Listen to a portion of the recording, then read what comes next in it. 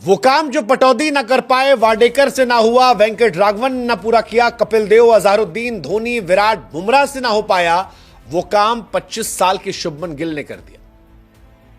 शुभमन गिल भारत के पहले कप्तान बन गए हैं जिन्होंने इंग्लैंड को बर्मिंघम में हराया है। आपको जानकर बड़ी हैरानी होगी गुरु की 24 अगस्त साल 1971 को पहली बार हमने इंग्लैंड को इंग्लैंड में हराया था। मैदान था ओवल का। हमने लॉर्ड्स को पहली बार 86 फतेह किया था, लेकिन आज तक कभी भी हम इस मैदान पर जीत नहीं दर्ज कर पाए थे। लेकिन वही है कि क्रिकेट में जब जिसको जितना गुरूर होता है उतना जल्दी गुरूर गिरता भी है। एक बार ऑस्ट्रेलिया को था गैबा का, हमने वहां घमंड तोड़ा था और इस बार हमने एजबेस्टन में घमंड तोड़ा है। बुमराह के डेब्यू के बाद यह केवल दूसरी जीत है बिना बुमराह के, और यह बताने के लिए काफी है गुरु की यह मैच कितना खास था, कितना खास था।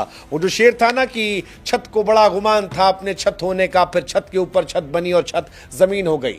इंग्लैंड को एक्चुअली एजबेस्टन में उसकी औकात हमने बता दी।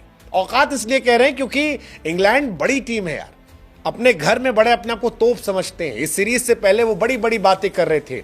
माइकल वॉन कह रहे थे कि प्रैक्टिस सेशन है, मतलब एशेज से पहले हम एक ट्राई कर रहे हैं। और अब इंडिया ने बताया कि बाबू मजाक मत लेना, हल्के हम नहीं हैं, हम नए खिलाड़ी हैं लेकिन हमारे हौसले बड़े बुलंद हैं।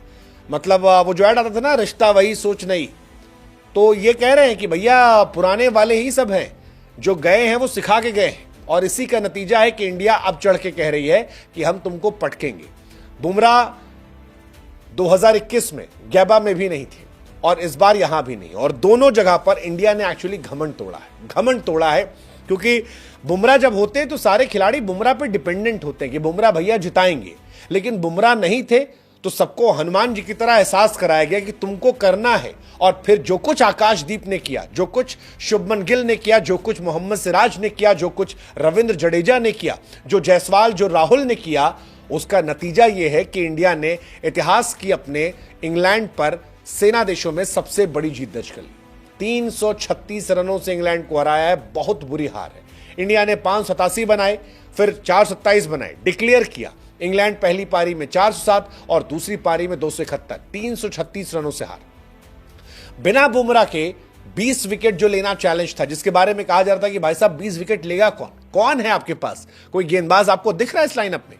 17 विकेट अकेले सिराज और आकाशदीप निकाले, 10 विकेट अकेले आकाशदीप निकाले और 7 विकेट सिराज निकाले। और यह बताने के लिए काफी है कि इन दोनों ने किस तरह से इंग्लैंड को तोड़ा है।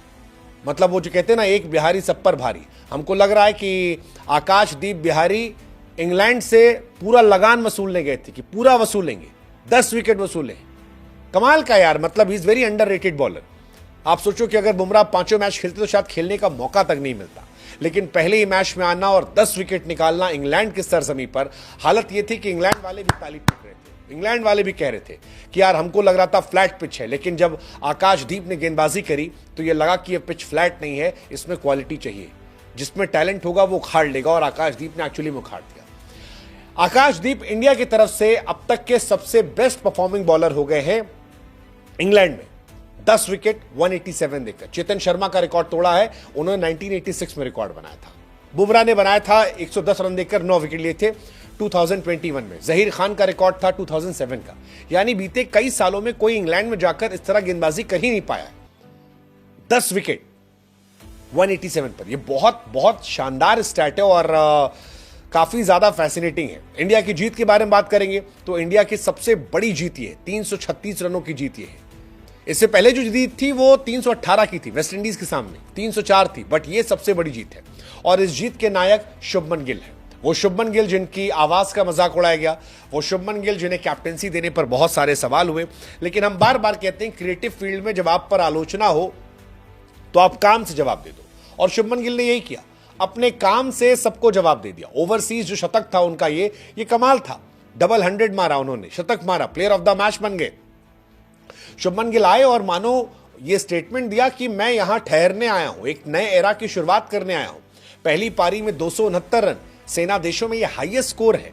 दूसरी पारी में 161 रन, कुल मिलाकर 400 plus run. I mean that's hats off. Shubman Gill world cricket की हिस्ट्री में टेस्ट में इकलौते खिलाड़ी हैं जिन्होंने टेस्ट की दोनों पारियों में, एक में 250, एक में 150 मारा।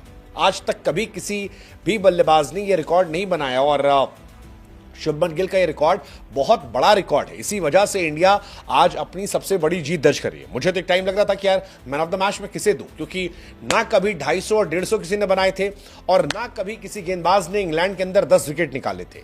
लेकिन शुभमन क्योंकि 269 और 160 प्लस, आई थिंक ये थोड़ा एक्स्ट्रा पुश था, सो माहौल जीतने का उन्होंने बनाया था, बिकॉज इंडिया हारेगी नहीं, शुभमन गिल ने यह सुनिश्चित कर दिया था और इस वजह से उन्हें मैन ऑफ द मैच मिला, वेल डिजर्व। बट आकाशदीप की भी जितनी तारीफ की जाए उतना कम है, जितनी तारीफ की जाए।